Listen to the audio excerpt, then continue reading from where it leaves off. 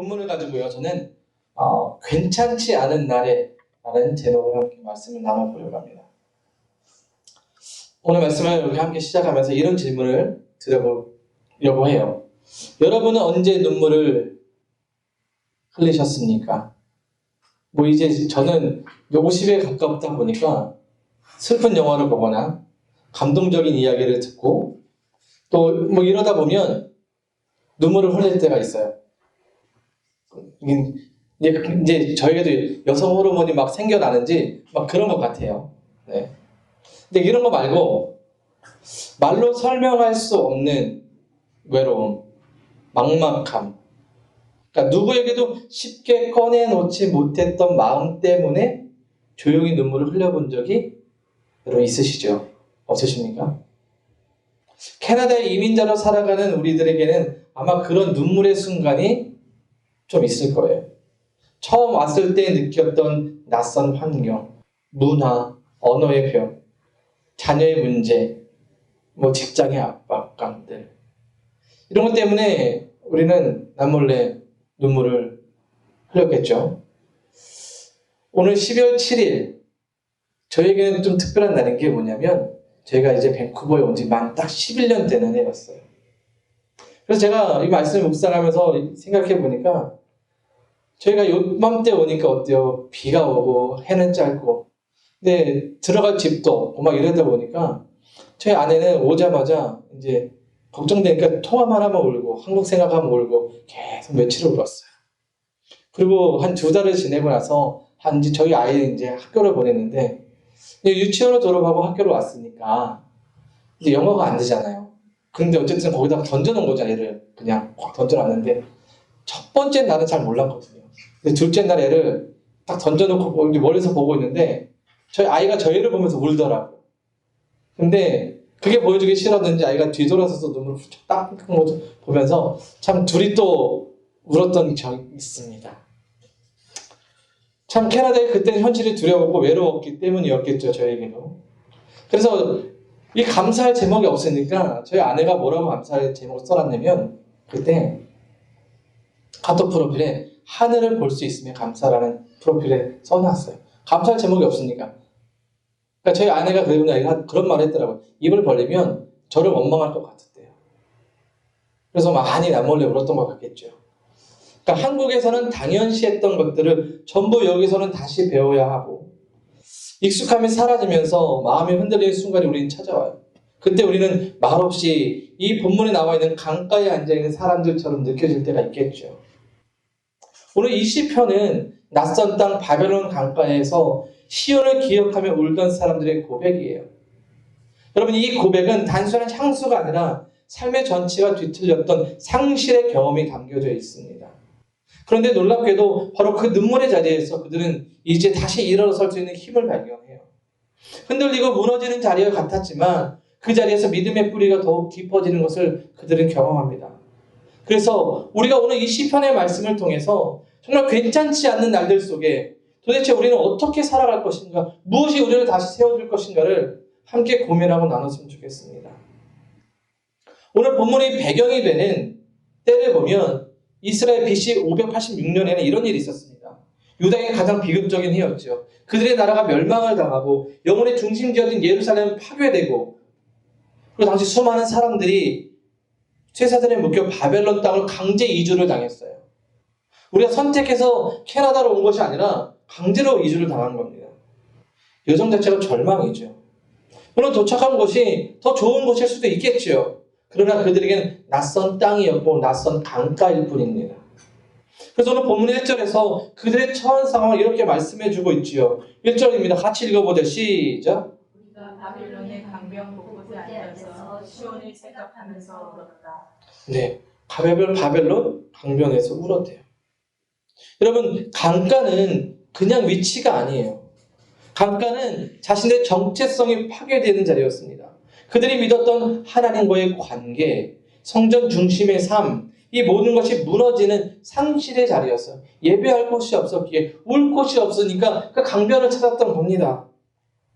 익숙했던 공동체와 단절되고 미래가 보이지 않는 무력감의 자리였어요. 여러분, 우리도 낯선 곳에 살아가면서 고독과 무력감을 느낄 때가 있지 않으십니까? 근데 이게 끝이 아니었습니다. 포로가 된 유다 백성들의 고통은 여기에 멈추지 않았어요. 그들을 붙잡아온 군인들은 슬픔에 잠겨있는 그들을 향해 가장 아픈 곳을 훅 찔러요. 오늘 보면 3절이에요. 같이 읽어보죠. 시작. 우리를 사로잡아온 자들이 거기에서 우리에게 노래를 청하하지 우리를 짓밟아 끌고 온 자들이 저희들 눈을 덮은 주기를 요구하라. 시온의 노래 한 가락을 저희들을 위해 불러보라고 하는 이런 말이에요. 야, 너희가 평소에 그렇게 자랑하던 시온의 노래, 야, 너희 여호와 하나님을 찬양하는 노래 한번 불러봐. 내가 들어봐 줄게. 그런데 야, 니네 하나님이 살아계시다면 너희가 왜 이리로 지경이 되었어? 라는 거예요. 조롱과 비아냥 이런 거잖아요. 여러분, 우리가 인생을 살다 보면 이런 일을 경험할 때 있어요. 조롱과 비아냥을 경험할 때 있어요. 여러분, 교회 다녀봤자 뭐하냐, 기도해도 달라지는 거 없더라, 이런 얘기 듣잖아요. 세상의 냉소적인 목소리가 우리의 신앙을 흔들 때가 있단 말이죠. 내가 정말 열심히 기도하고 기도했는데 내 뜻대로 되지 않을 때 세상 사람들은 우리에게 냉소적인 이야기를 하거든요. 또 인생을 살아가면서 너 정도의 실력으로 가능하겠어? 야, 그 정도밖에 안 되니? 이런 말들 속에서 우리 흔들리지 않습니까?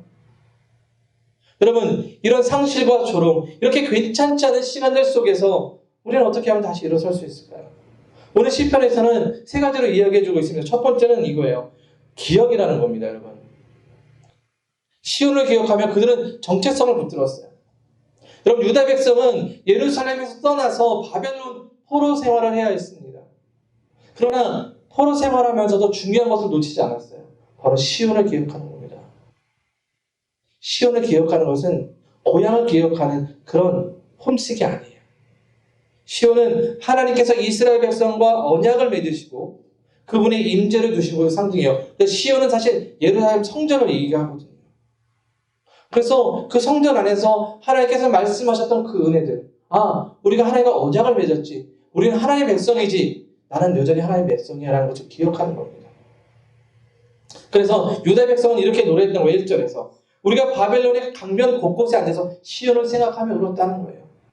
시온을 생각하게 될 때, 아, 그것이 하나님의 은혜가 있었던 곳이지, 그것이 하나님의 약속이 있었던 곳이지 라는 것이었던 겁니다. 하나님께서 우리를 인도하신 그곳이었지, 내가 하나님의 백성이었지 라는 사실이에요. 괜찮지 않은 날들의 연속 가운데 살아갈 수 있는 힘은 바로 기억인 거죠. 여러분, 죽음의 수용소라는 책, 빅터 브랭클이라는 사람이 이 책을 하나 썼는데, 여기 보면 정신과 의사였던 이 닥터가 나치 아우슈비츠 수용소에 갇혀서 인간이 겪을 수 없는 극한의 고통을 경험해요. 모든 것을 빼앗기죠. 옷도, 소지품도, 가족도, 심지어 이름까지 빼앗겨요. 그리고 그 사람에게 남는 건 단지 수용번호 하나였습니다. 그런데 그가 무너지지 않고 살아있을 수 있던 이유는 단 하나, 기억이에요. 프랭크는 수용소에서 아내와 함께도 따뜻한 기억, 자신이 완성해야 할 원고와 사명, 그리고 언젠가 이 고통의 의미를 넘어서 발견할 수 있을 것이라는 그런 일들, 이것을 붙들었어요. 그래서 그는 이렇게 말했습니다. 인간에게서 모든 것을 빼앗아갈 수 있지만 마지막 남은 인간의 자유, 그것을 빼앗을 수 없다라고 말한 거죠. 여러분, 우리가 이민자의 삶 속에서 많은 것을 잃은 것처럼 느낄 때가 있지요. 익숙한 환경, 우리 가족 곁, 언어의 능숙함, 사회적 지리, 자리, 안정감, 이런 것들이 마치 한순간에 우리가 바벨론 가까이 몰린 것처럼 상실의 순간이 찾아올 수 있어요. 하지만 그런 자리에서 우리가 잊지 말아야 하는 것이 뭐냐면 바로 나는 하나님의 자녀라는 거예요. 그런 정체성, 아이덴티티가 있어요. 하나님께서 나에게 주신 약속은 변하지 않는다라는 믿음입니다. 프랭클이 기억을 붙잡았던 것처럼 우리가 하나님과 나와의 관계를 붙드는 신앙의 기억 장치가 필요해요. 말씀을 기억하고 은혜의 순간을 기억할 때에, 하나님 우리를 인도하셨던 그 기억들을 기억하게 될 때에 우리는 괜찮지 않은 날에도 다시 일어설 수 있어요. 왜요? 아, 하나님께서 나를 이끌어 가실 거야 라는 것을 믿기 때문이죠. 여러분, 여러분의 삶 속에서 믿음의 기억장치 하나를 세워보시기를 바랍니다. 그 기억을 가지면 흔들릴 때마다 우리의 걸음을 다시 세우고 낯선 자리에서도 하나님을 붙들게 하는 힘이 됩니다. 자, 한번 나아가세요. 괜찮지 않은 날에 우리를 다시 일어서게 하는 힘은 두 번째는 이거예요. 정직한 고백입니다. 외면하지 않고 정직하게, 솔직하게 마주하는 거예요. 유대인들은 조롱 앞에 노래를 부르진 않았어요. 그러나 그들은 찬양을 멈춘 건 아니었습니다.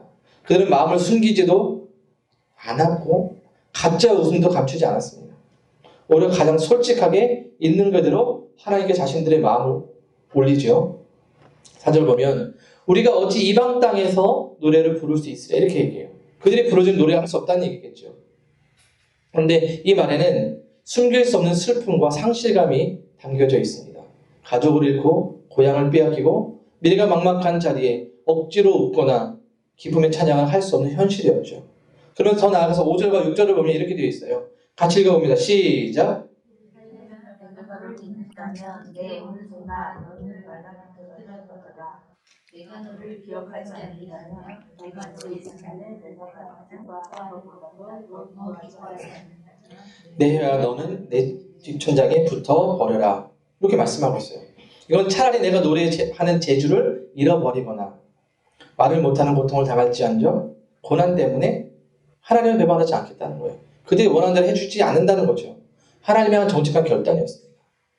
아마 이거는 시편에서 나오는 애가의 전통이에요. 시편이 150편까지 되어 있지 않습니까? 이 150편 가운데 상당수가 애가라고 되어 있어요. 애가는 뭐냐면 슬픔의 노래잖아요.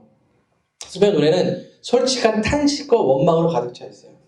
우리가 아는 다윗도 자신이 어려울 때에 하나님 앞에 원망하듯이 쏟아내는 시편들이 상당히 많거든요. 하나님은요, 우리가 가면을 쓰고 괜찮은 척하기를 원하지 않으세요. 우리의 모든 슬픔과 불안, 심지어 하나님을 향한 원망까지도 솔직하게 내어놓으시길 원하세요. 여러분, 믿음의 사람이라고 불렸던 욥이 어떻습니까? 그 극한의 고통을 당할 때 뭐라 그래요? 내가 엄마의 태에서 태어나지 않았으면 좋겠습니다. 이런 원망까지 하나님 하거든요. 하나님은 우리가 정직하게 자신을 고백하며 드러내길 원하신다는 거죠. 여러분, 다큐멘터리 영화 더 커브라는 영화가 있습니다. 2009년도 아카데미 수상작이었는데 혹시 보셨습니까? 이 다큐 영화를 보면 돌고래 조련사였던 닉 오베리가 자신의 과거의 직업 때문에 돌고래들이 고통받는 현실을 깨달아요. 그래서 내가 그동안 해왔던 일들이 참 고통스러울 줄었던 일이었구나 라는 것을 알면서 죄책감에 또 분노에 무기력함에 빠집니다. 그런데 중요한 것은 자신의 고통스러운 감정을 이 조련사가 숨기지 않아요. 그런 괴로운 마음을 외면하고 덮지도 않고 그것을 세상에 알려요. 드러내고 돌고래를 지켜야 한다는 사명감으로 바꿔요. 그 자신의 고통을. 그리고 진실한 고통과 솔직함에 그들을 행동하게 만들었고 세상을 바꾸는 힘이 되었어요. 변화하는 힘이 되었어요. 여러분, 우리도 마찬가지이겠죠. 낯선 땅에서 우리가 겪는 여러 가지 어려움들이 있습니다. 직장에서 느끼는 부담감, 자녀의 문제로 인한 어려움들, 그리고 사람의 관계 속에서 오는 문제들, 외로움, 상실감들이 있잖아요. 이런 것들을 숨기고 억지로 강한 척만 한다면 여러분, 우리도 지쳐요. 힘들어요. 힘들 때는 힘들다고 말해야 돼요. 아플 때는 아프다고 말해야 돼요. 괜찮습니다가 되어지다가 어느 날 정말 크게 주저앉거든요, 우리는. 우리가 고통과 감정을 솔직하게 하나님께 가져갈 때에 그 솔직함이 하나님과의 깊은 관계를 만드는 통로가 되어져요. 여러분, 믿음의 사람들을 보세요. 아브라함은 안 그랬을까요? 여러분? 그들은요, 자신의 솔직한 감정을 숨기지 않고 하나님께 그대로 했어요. 하나님 자식이 주지 않으니까 뭐라 그래요? 하나님, 우리 집에서 기른 이 종이 제 후사가 될 겁니다라고 원망스럽게 얘기하잖아요. 눈물이 나는 자리, 억울한 자리, 힘든 자리에서 솔직한 마음을 하나님께 털어놓을 때에 그 순간 하나님께서 우리의 마음을 있는 그대로 받아주시죠. 엘리야가 정말 죽겠습니다. 로뎀나무에서 하나님이 더 이상 못 해먹겠습니다. 저 죽을 것 같아요. 더 이상 안 할 거예요. 차라리 죽여주세요. 라고 했을 때 하나님께서 찾아가시잖아요. 숨겨진 상처와 서러움을 하나님 그때 우리에게 어루만져 주신다는 거예요. 사람이 아니라 우리 하나님께 앞에 솔직하게 정직하게 털어놓으십시오. 거기서 하나님은 우리가 다시 일어설 수 있는 힘과 위로를 주십니다. 괜찮지 않은 날에 낯선 자리에서 억지로 웃으려 하지 말고 있는 그대로의 나를 하나님께 드려보시기 바랍니다. 마지막으로요. 괜찮지 않은 날에 우리를 다시 일어서게 하는 힘 세 번째는 이겁니다. 신뢰하고 맡기는 거예요. 우리가 정직하게 하나님께 고백했다면 나의 모든 상황을 그대로 하나님께 올려드리셨으면 좋겠어요. 하나님은 신실하시거든요. 오늘 보면 7절과 8절 9절을 보시죠. 우리 천천히 같이 읽어봅니다. 시작. 주님 예루살렘이 무너지던 그날에 에돔 사람이 하던 말 헐어버려라 헐어버려라 그 기초가 드러나도록 헐어버려라 하던 그 말을 기억하여 주십시오. 멸망을 당할 바벨론 도성아 내가 우리에게 입힌 해를 그대로 너에게 되갚는 사람이 복이 있을 것이다. 내 어린 아이들을 바위에다가 메어치는 사람에게 복이 있을 것이다. 그러니까 유다 백성들은 자신을 괴롭게 했던 에돔과 바벨론에 대한 심판을 하나님께 요청했어요. 그런데 이 부분을 문자적 그대로 읽으면 좀 충격적이죠. 내 어린 아이들을 바위에다가 맺히면 복이 있을 것이다. 왜 이렇게 격렬하게 복수를 하나님께 맡기지라고 생각할 수도 있겠죠.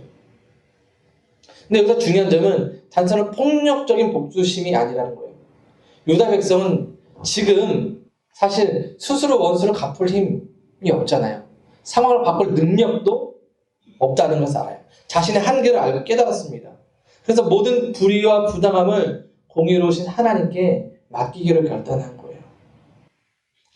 그러니까 유다 백성이 원한 것은 하나님의 신실하심과 공의가 이루어지는 것이지 자신들의 손으로 직접 복수를 하거나 보복하는 것이 아니었어요. 왜냐하면 이렇게 고통과 멸망의 이유가 그들이 자신으로부터 시작됐던 거거든요. 하나님이 아닌. 그래서 하나님께서 에돔과 바벨론을 통해 이 당신의 백성들을 징계하셨던 거였어요. 그러나 그 과정에서 하나님의 이름에 모욕을 당하고 하나님의 사람이 욕되게 되는 것을 참을 수 없었기에 그들은 하나님께 공의의 심판을 구했던 겁니다. 그러면서 하나님께 자신의 삶을 맡겨드린 것이죠. 그래서 사도 바울은 로마서 12장 9절에서 이렇게 우리에게 말씀해 주고 있어요. 사랑하는 여러분, 여러분은 스스로 원수를 갚지 말고 그 일을 하나님의 진노하심에 맡기십시오. 성경에도 기록하기를 원수 갚는 것은 내가 할 일이니 내가 갚겠다고 주님이 말씀하신다 하였습니다. 여러분, 하나님께 맡긴다는 건 포기가 아니에요. 하나님께 맡긴다는 것은 내 힘으로 할 수 없는 문제를 믿음으로 내려놓는 것입니다. 그리고 그때 하나님은 신실하게 그 상황에서 공의를 이루어가세요. 남아프리카 공화국의 인권운동가이자 노벨 평화상의 수상자인 대주교 데지먼드 투투는 그의 책 용서에 관하여라는 책에서 수많은 사람들이 겪은 인종차별과 불의에 대해서 어떻게 치유했는지를 보여줘요. 이 책에 투투는 말합니다. 저자는 피해자들은 스스로 복수하거나 마음속에 증오를 품는 대신 진실과 화해위원회라는 과정을 거쳤다고 얘기해요. 여기에 중요한 것은 그들은 겪은 불의와 상처를 숨기지 않고 세상에 드러냈고 그리고 그 결과를 인간적인 방식이 아니라 하나님의 정의와 공의에 맡겼다고 얘기하고 있어요. 그러니까 이것은 단순히 마음을 비우고 덮자라는 이야기가 아니에요. 피해자들은 불의와 이 아픔들, 죄악을 직시했고 가해자들에게 책임을 물었어요. 그 결과 인간적 복수심이 아니라 하나님 공의에 맡겼다는 거죠. 그래서 이런 선택을 통해서 인간적인 복수심에서 벗어나 하나님의 주권을 신뢰할 때 그 피해자들이 영혼의 자유와 평화를 얻을 수 있다라고 경험하고 있어요. 이 책에서 말해주죠. 우리 삶도 마찬가지잖아요. 직장에서 억울한 일을 당하고 풀리지 않는 일이 오면 좌절하잖아요. 화나잖아요. 건강이 나빠지고 병원과 치료 과정이 막 길어질 때에 내 뜻대로 되지 않고 이 아이들이 막 자라면서 막 사춘기를 보내면서 부모와 갈등이 생길 때에 이 모든 것이 부모의 힘을 해결해서 우리의 힘을 해결할 수 없잖아요. 그걸 막 찍어 누른다고 되지 않잖아요. 우리가 해결할 수 없는 영역이거든요. 그때 우리가 할 일은 좌절하거나 걱정하며 시간을 낭비하는 것이 아니라 하나님께 맡기는 겁니다.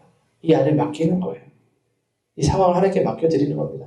이런 맡긴다는 의미가 무엇인지 아십니까? 성경에서 맡긴다는 것은 던지는 거래요. 그래서 내가 나에게 있지 않고 이걸 던지면 하나님이 가져가는 거예요. 이게 맡김이라는 거죠. 여러분, 성경에 보면 그렇게 맡겼던 인생들이 있어요. 대표적으로 다니엘이 그랬죠. 다니엘은 이 바벨론 포로기에 살았던 사람이잖아요. 바벨론 땅에서 하나님 백성으로 살아가야 했고 자신에게 불리한 법과 상황에서도 신앙을 지켜야 했습니다. 뛰어나서 총리가 되었지만 여전히 그를 미워하는 사람들 때문에 그는 사자굴에 들어가게 되었어요. 극한한 상황에 던져지게 되었죠. 만약 우리가 그 자리에 있었다면 어땠습니까? 두려움과 걱정으로 밤을 새지 않았을까요? 그런데 다니엘은 인간의 힘으로 상황을 바꾸려 하지 않았어요. 대신 하나님께 맡기고 기도하며 믿음을 지켰죠. 그리고 놀라운 일이 일어났잖아요. 하나님께 맡긴 다니엘, 사자들이 해치지 못했고 다니엘은 승리와 구원을 경험했습니다. 이건 단순한 기적이 아니라 하나님께 모든 것을 맡기는 믿음이 우리의 삶을 지키고 어려움 속에서도 평안을 누리게 한다는 사실을 보여주고 있습니다. 근데 이런 믿음은 다윗만이 아니라 다윗에게도 나타나죠. 시편 121편 1절과 2절을 보시죠.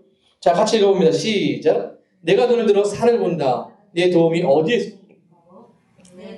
하늘과 땅을 만드신 주님에게서 옵니다. 자신의 삶과 상황을 온전히 하나님께 맡김으로써 하나님의 도움을 경험했죠. 다윗의 인생은 전쟁의 인생이잖아요. 그가 늘 승리만 했을까요? 아니죠. 그는 대적에게 쫓기기도 했습니다. 어느 날 심지어 어떤 일이 있었습니까? 그 아들이 아빠를 죽이게 더 쫓아와가지고 신발도 신지 못하고 도망가야 하는 그런 신세가 처하기도 했었죠. 전쟁과 배신, 배고픔, 위협, 그런 상황 속에서도 그는 늘 하나님을 신뢰하며 하나님께 맡겼습니다. 그 결과 하나님은 다윗을 지키셨고 승리와 회복을 허락해 주셨습니다. 하나님께 맡긴다는 게 세상을 볼 때에는 참 어리석고 비이성적이고 비과학적이에요. 설명할 수 없겠죠. 하지만 우리가 하나님께 맡길 때에 하나님은 우리 연약함 속에서 신실하게 일하시고 우리가 상상을 쏘는 방식으로 우리에게 회복을 허락하십니다. 다시 일어설 수 있는 힘과 기회를 주시는 거죠. 이제 우리의 자녀들이 학기를 마무리하고 또 누군가는 언서를 쓰고 하는 그런 계절이 들어왔잖아요. 그런 것을 보면서 제가 생각났거든요. 제가 대학에 들어갈 때 제가 생각보다 공부를 잘 못해요. 고등학교 때까지 내가 우리 아이들에게 희망을 주는 건 고등학교 때까지 정말 뒤에서 놀았어. 뒤에서 놀았거든요. 뭐 요즘 퍼센테이지를 따지면 거의 과락이 안 될 정도로. 근데 목사가 된 게 참 신기하죠. 그러니 제가 수능을 다시 보고 이제 학교로 가야 되는데 뭐 공부를 기초가 없으니까 수능 봐도 얼마 나오겠어요. 근데 서원은 했고 하나님께서 그 길은 가라 하시니까 시험을 봐서 시험을 봤죠. 근데 성적을 쓰고 이제 넣어야 되는데 이게 될까라는 생각도 들었어요. 근데 이 일을 하나님께서 이제 맡겨놓고 이제 하나님 어떻게 하시는가 보자라고 했을 때 하나님 어떻게 저를 인도하시냐면 제가 정시에 가지 않고 수시에 들어갔어요. 수시에 원서를 넣고 면접을 잘 보고 거기서 합격했어요. 그러니까 공부를 하고 수능을 쳤지만 이점서는 전혀 쓸 필요가 없었던 거죠. 제가 우리 이제 이제 뭐 다음 세대도 있고 하니까 또 우리 청년도 있으니까 말씀드리는 건 우리가 하나님께 우리 인생을 맡기면서 우리가 열심히 다해 살아갈 때에 그 맡김이 있으면 하나님이 우리를 어떻게 이끌어 가실지 모른다는 거예요. 그 맡김 속에서 내가 원하는 방법은 아닐 수도 있지만 하나님은 우리를 선하게 인도하신다는 거예요. 그리고 당신께서 우리를 세워주신다는 거죠. 우리 시편의 고백이 바로 그런 거였습니다. 그들이 하나님께 맡겼다는 건 하나님 알아서 해주십시오가 아니라 우리가 눈물을 흘리면서 다시금 돌아서서 하나님 백성님을 기억하오니 하나님 우리의 인생을 책임져 주십시오라는 거였어요. 그래서 하나님은 그들의 인생 속에서 70년 뒤에 포로기를 끝내고 고향으로 되돌려 보내주셨고 거기서 다시금 그들의 인생을 회복할 수 있는 길을 열어놓으셨다는 겁니다. 여러분, 우리가 살아가는 이 땅의 이민자의 삶은 여전히 낯선 땅이죠. 바벨론 강가예요. 경제적 어려움이 있고요. 비자와 이민의 문제가 우리의 발목을 붙들고 있습니다. 우리는 그 상황에서 아파하고 눈물을 흘리죠. 그러나 오늘 말씀은 우리가 그 눈물의 강가에 있을 때에 무엇을 해야 할지 명확하게 가르쳐주고 있습니다. 바로 기억하는 거예요. 하나님의 언약을 기억하며 흔들리지 않는 정체성, 하나님 백성에 대한 정체성을 기억하는 겁니다. 그리고 어렵습니까? 그때 고rak착하게 하나님 앞에 나아가 모든 것을 내려놓으십시오. 기도하십시오. 히스기야가 모든 것을 갖고 올라갔을 때 하나님 역사하셨던 것처럼 갖고 솔직하게 나아가십시오. 그것을 맡겨드릴 때에 하나님은 여러분의 삶을, 우리의 삶을 놀랍게 인도하실 겁니다. 여러분, 이 말씀이 오늘 여러분의 인생 속에 변화가 되어지길 원한다면 여러분이 머릿속으로 이해하는 것이 아니라 우리의 믿음으로 받아들이고 우리 삶 속에서 살아내야 합니다. 그렇게 할 때 우리의 삶이 바벨론 강가에서 부르는 노래가 더 이상 눈물의 노래가 아니라 회복의 노래, 기쁨의 노래가 될 겁니다. 괜찮지 않은 날에도 우리 주님과 함께함으로 회복과 기쁨이 우리 모든 삶 가운데 나타날 수 있기를 주님의 이름으로 축원드립니다.